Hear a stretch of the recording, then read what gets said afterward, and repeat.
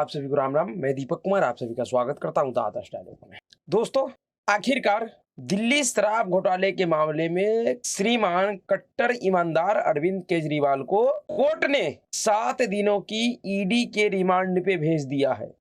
अब अगले 7 दिनों तक यानी कि 28 मार्च तक जांच एजेंसी ईडी श्रीमान कट्टर ईमानदार जी का अच्छे तरीके से खातिरदारी करेंगे और उनसे यह जानने का प्रयास करेंगे कि श्रीमान कट्टर ईमानदार अरविंद केजरीवाल जी ने ईमानदारी का मुखौटा लगाकर इस तरीके से 600 करोड़ रुपए का घोटाला किया है। जी हाँ, अब यह दिल्ली का शराब घोटाला 600 करोड़ रुपए के घोटाले तक पहुंच चुका है। ऐसे भी 338 करोड़ रुपए का लेन देन, खुद 338 करोड़ रुपए की लेन देन की बात खुद देश की सर्वोच्च न्यायालय ने कहा था।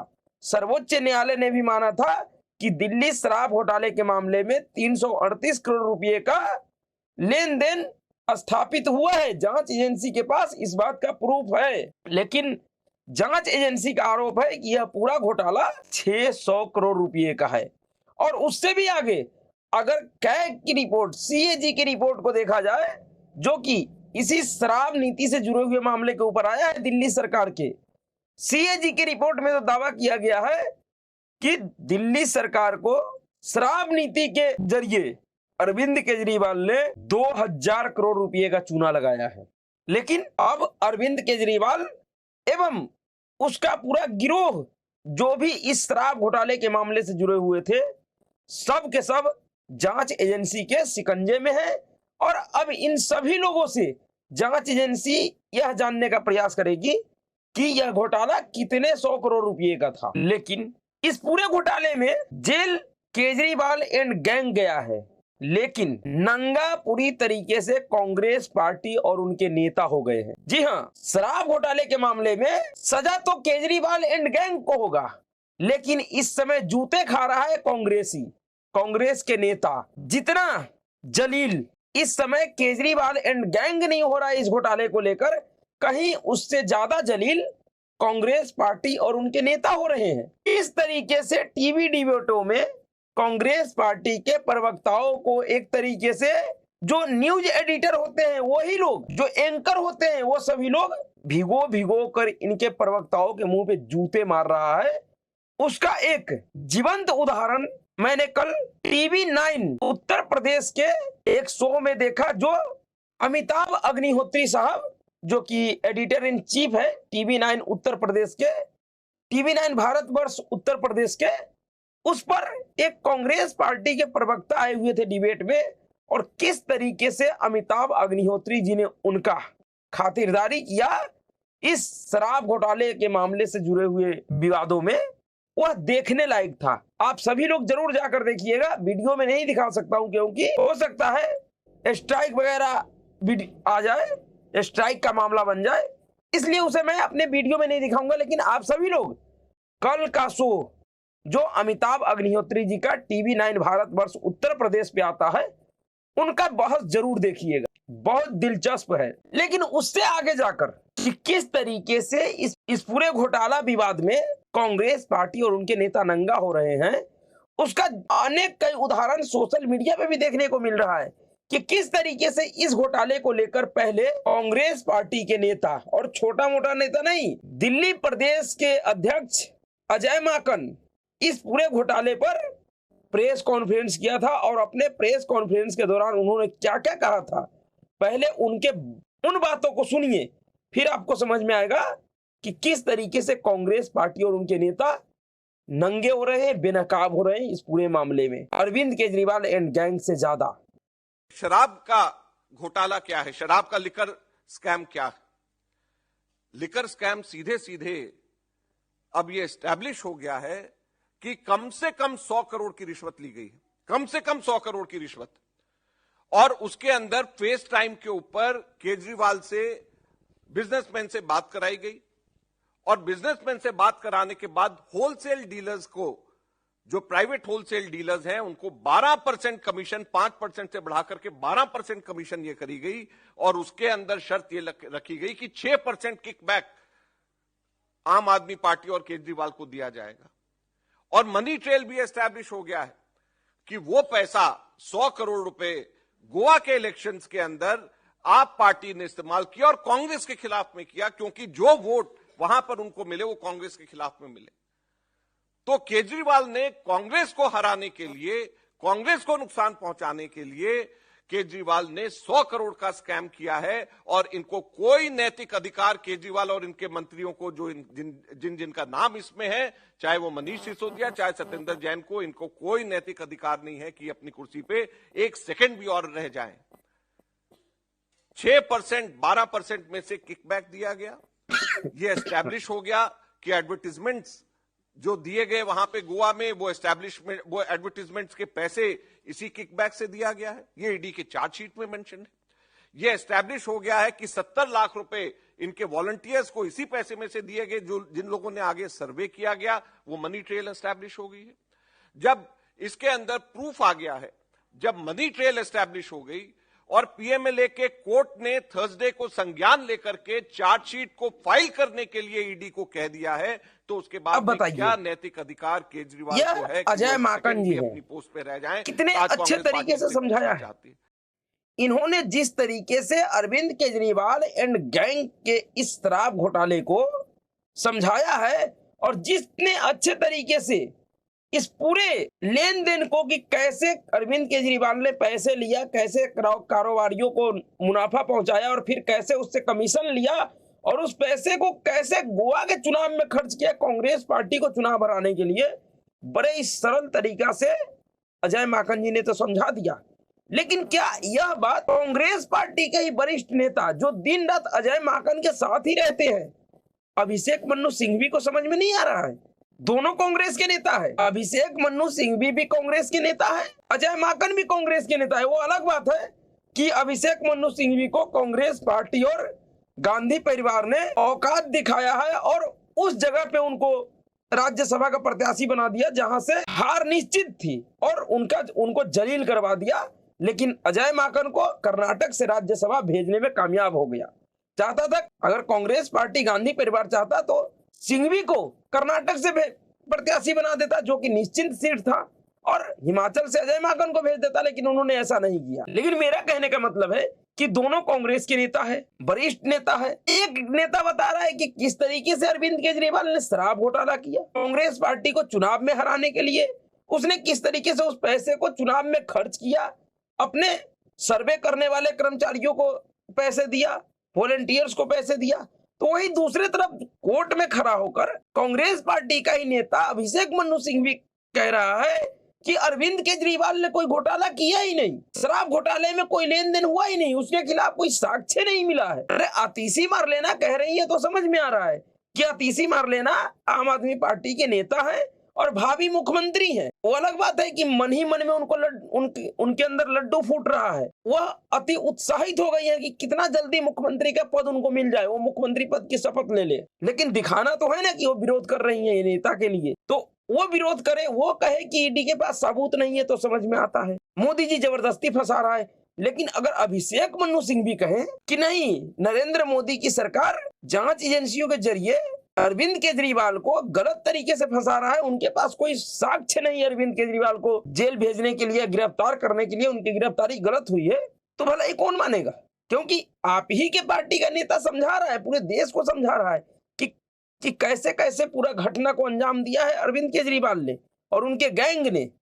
लेकिन आप कह रहे हो कि नहीं, ऐसा कुछ नहीं हुआ है, तो सवाल तो उठेगा कि एक ही पार्टी के दो नेताओं का बयान एक ही मामले के ऊपर कैसे अलग अलग हो सकता है। यहाँ अजय माकन कह रहा है कि अरविंद केजरीवाल एंड उनके नेताओं को पद पे रहने का कोई नैतिक अधिकार नहीं है, और जब जांच एजेंसी अरविंद केजरीवाल और उनके नेताओं को जेल भेज देती है तो अजय माकन के पार्टी के लोग ही, इन्हीं का नेता उनको बचाने के लिए कोर्ट में लड़ाई लड़ रहे हैं, देश की जनता को भ्रमित कर रहे हैं कि घोटाला हुआ ही नहीं है, जबरदस्ती फंसा रहा है, राजनीतिक विद्वेष से फंसा रहा है।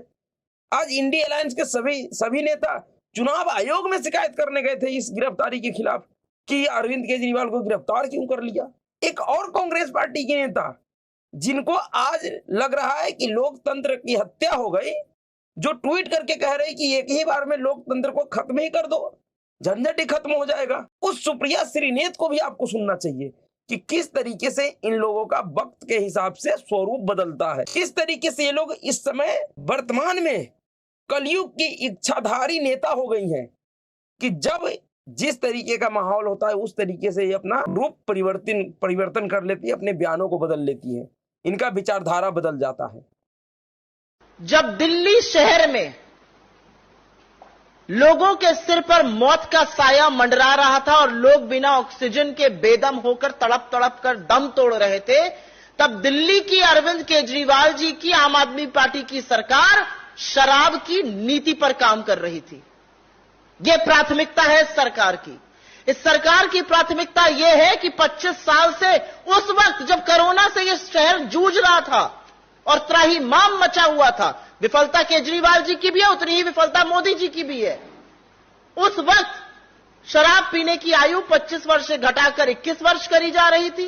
3 बजे सवेरे तक शराब बेची जाए, खुले में शराब पिलाई जाए, यह काम अरविंद केजरीवाल जी की आम आदमी पार्टी की सरकार कर रही थी। तो इस पार्टी के जन्म पर तो संदेह था ही, इसकी राजनीति पर संदेह है, इनके सिद्धांतों पर संदेह है। और हम यह जरूर कहना चाहते हैं कि जिस एजेंसी का दुरुपयोग का यह हवाला दे रहे हैं, यह सच है।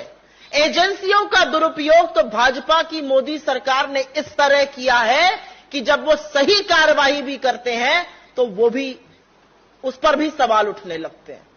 लेकिन इस पूरे मामले की जांच, इस पूरे मामले के खिलाफ आवाज उठाने का काम, इसमें जरा सी भी भ्रांति ना हो, भारतीय जनता पार्टी ने नहीं किया, दिल्ली के उनके 7 सांसदों ने नहीं किया, उनके सदन के नेता ने नहीं किया, 8 एमएलए ने नहीं किया।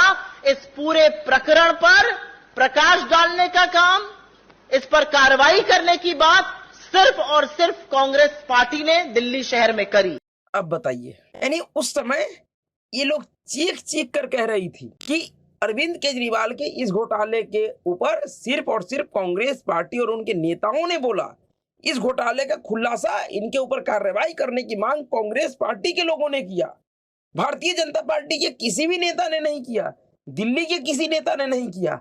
और आज जब उस घोटाले में अरविंद केजरीवाल के ऊपर कार्रवाई हुआ है, जो कि उस घोटाले का सबसे बड़ा सरगना है, इस पूरे घोटाले का जन्मदाता, इस पूरे साजिश का जो साजिश करता है, इस पूरे घोटाले को अंजाम देने वाला जो व्यक्ति है, जिनके दिमागी उपज है ये शराब नीति, जब उसके ऊपर कार्रवाई हुआ, और ऐसे वैसे नहीं हुआ है। शराब घोटाले के मामले में जांच एजेंसी ईडी ने बड़े ही सलीके से कार्रवाई किया है। जिस तरीके से आम आदमी पार्टी के नेता कह रहा है कि अरविंद केजरीवाल जी को सिर्फ और सिर्फ नरेंद्र मोदी जी गिरफ्तार करवाना चाहते हैं, इसलिए इनके ऊपर इस तरीके का कार्रवाई किया जा रहा है, ऐसा नहीं है। सच्चाई इससे बहुत अलग है।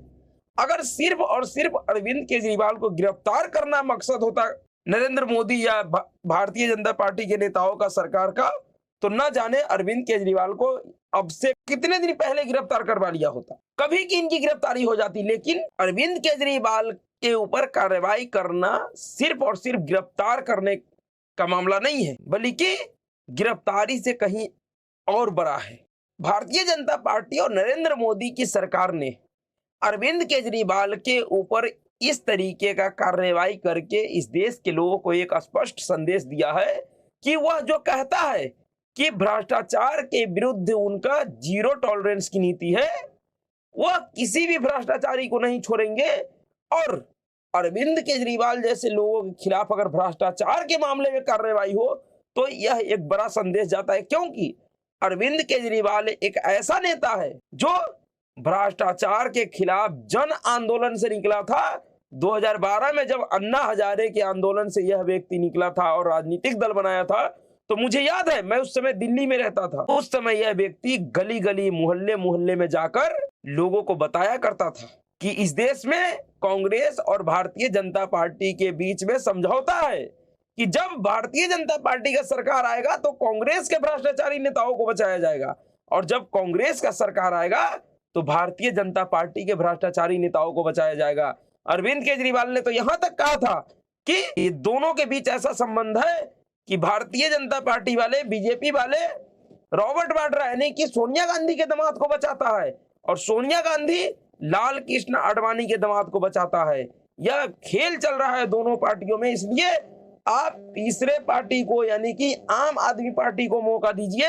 हम इन सभी भ्रष्टाचारियों को सरकार बनते ही जेल में डाल देंगे। कि भला किसको नहीं पता है?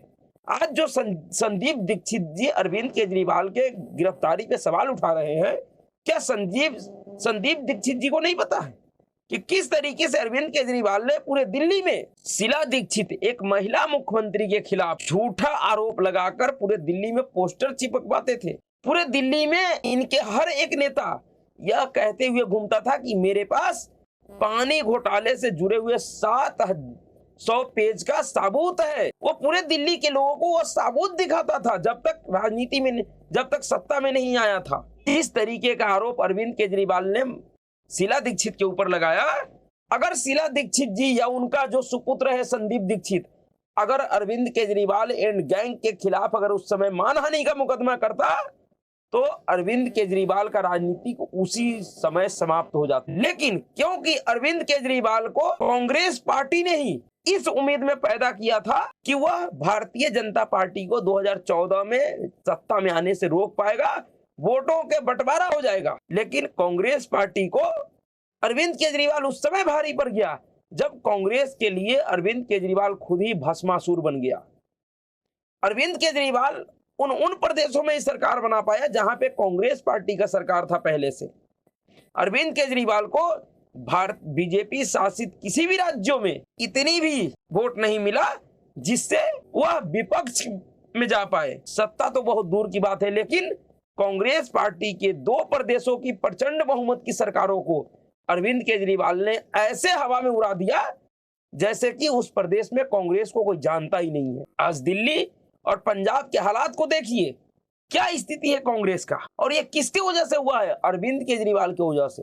लेकिन जब उसी अरविंद केजरीवाल के ऊपर कार्रवाई हुआ है जिसके खिलाफ कांग्रेस पार्टी ने बाकायदा इसी अजय माकन ने अपने ऑफिशियल पार्टी लेटर पे शिकायत लिखकर दिल्ली पुलिस के कमिश्नर राकेश अस्थाना के पास गया था और इन्होंने मांग किया था कि इस शराब घोटाले के मामले में अरविंद केजरीवाल के खिलाफ कड़ी कार्रवाई हो, इनको गिरफ्तार किया जाए, इनसे पूछताछ किया जाए, इनको जेल भेजा जाए।